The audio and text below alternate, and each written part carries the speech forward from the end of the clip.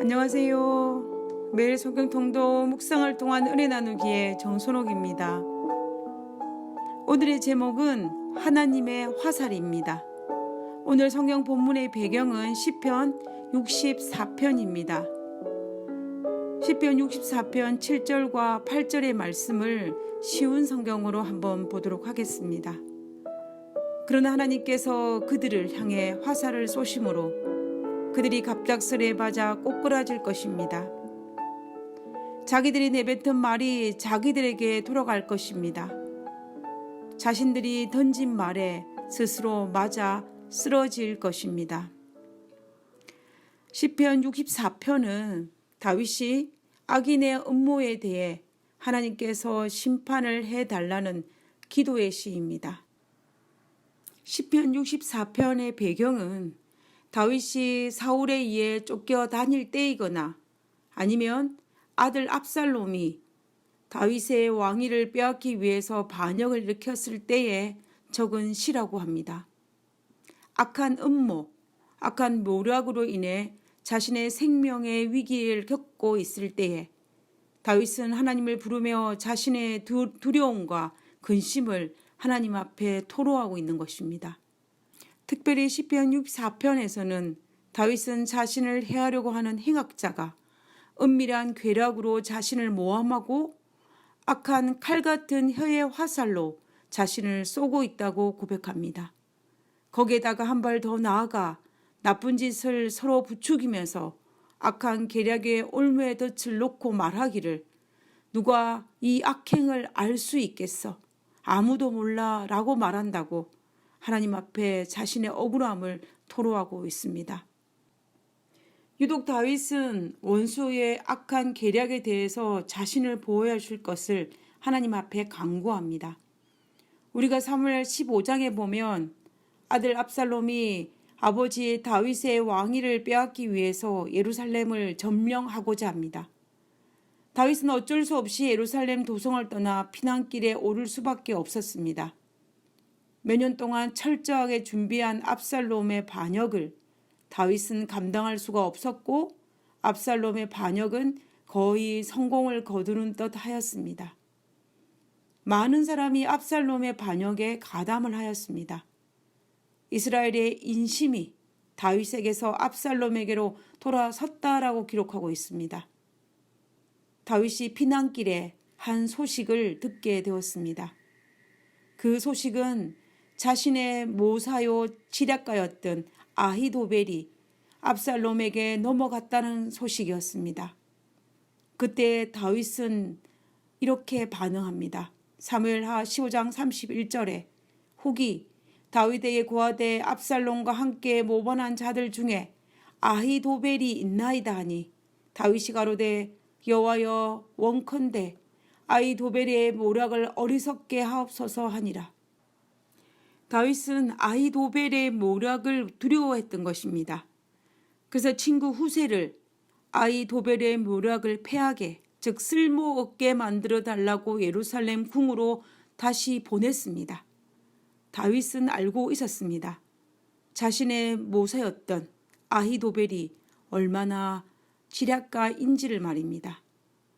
만약에 지금까지 그랬던 것처럼 아히도벨이 가진 지략으로 자신을 죽이거나 제거하고자만 한다면 그리고 그 지략을 펼치기만 한다면 자신은 큰 위험에 빠질 것을 알았습니다. 그래서 그 지략을 쓸모없게 하기 위해서 자신의 친구 후세를 궁 안으로 보냈던 것입니다. 이처럼 다윗은 행악자의 꾀를 두려워했던 것입니다. 그래서 다윗은 시편 64편에서 유독 행악자의 악한 계략을 고발하며 자신의 꾀에 자신이 넘어지게 해달라고 하나님께 심판을 요구하는 탄원을 드리고 있는 것입니다. 시편 64편 7절과 8절에 그러나 하나님께서 저희를 향해 화살을 쏘심으로 그들이 갑작스레 맞아 꼬꾸라질 것입니다. 자기들이 내뱉은 말이 자기들에게 돌아갈 것입니다. 자신들이 던진 말에 스스로 맞아 쓰러질 것입니다.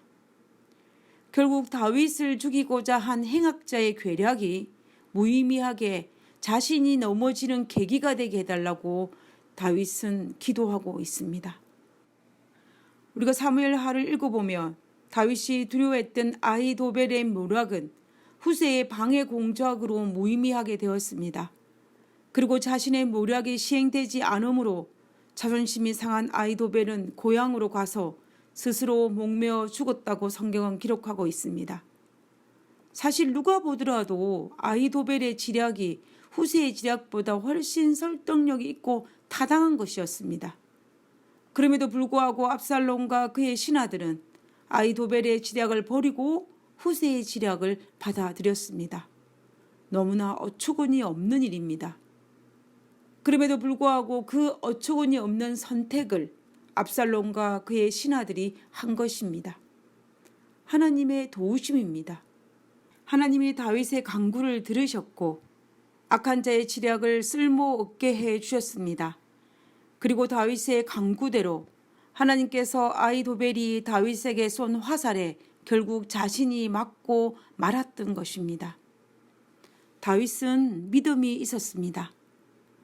하나님께서 악한 자가 쏜 화살은 자기의 신에게 돌아가고 의인은 하나님의 보살핌으로 그 화살에 맞지 않고 주의 날개 아래에 있으면 피할 수 있다는 사실을 말입니다. 그래서 그가 악한 말을 들어도 악한 말로 상대하지 않았습니다. 그래서 다윗의 생애는 악을 악으로 갚는 생애가 아니라 악을 선으로 갚는 그런 생애였습니다. 하나님의 개입과 하나님의 심판을 믿었기 때문입니다.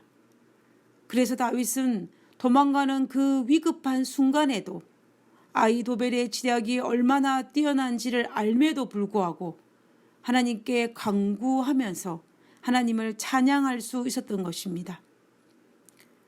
우리가 살아가는 세상 속에도 악한 모략이 현재 나의 삶을 옥죄고 있는 현실에 맞닥뜨릴 때가 있습니다. 우리가 살아가는 세상에도 온갖 거짓말을 지어내어 성도들을 속이고 궁지에 몰아넣고 수많은 이들에게 악한 말로 상처를 주는 경우가 있습니다.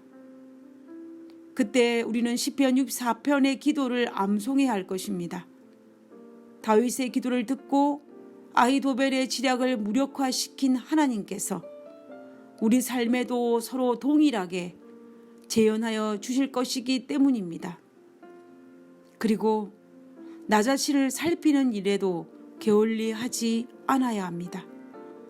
나 스스로도 아히도벨처럼 악한 자를 돕고 악한 자의 자리에 악한 지략을 펼치고 있지는 않은지, 혹시라도 나 자신이 독한 화살과 같은 악한 말과 거짓으로 다른 사람을 공경에 빠뜨리고 있지는 않은지 말입니다. 자신을 살피기를 멈추지 않아야 합니다. 왜냐하면 우리 하나님은 살아계시기 때문입니다. 오늘도 우리가 살아가는 하나님을 믿는 그리스도인으로, 오늘도 우리네 삶 속에서 역사하시는 하나님을 믿는 그리스도인으로 살아가기 때문에 용기와 희망을 가지고 그리고 끊임없이 자신을 살피는 것을 멈추지 않아야 할 것입니다. 기도하겠습니다. 하늘에 계신 하나님, 다윗의 간구를 들으신 하나님께서 우리의 간구 또한 들으실 줄을 믿사오니 아버지여, 우리가 악을 악으로 갚지 아니하고 모든 것을 하나님께 맡기고 하나님께서 해결하여 주심을 눈으로 볼 수 있도록 아버지여 도와주시옵소서. 하나님, 그리고 정말로 우리가 알지 못할 때에, 스스로 인정하지 않을 때에 내가 그 악한 자의 윗자리에 서지 않도록 아버지여 우리를 도우시고 우리를 지켜주시옵기를 거룩하신 예수님 이름으로 기도드렸습니다. 아멘.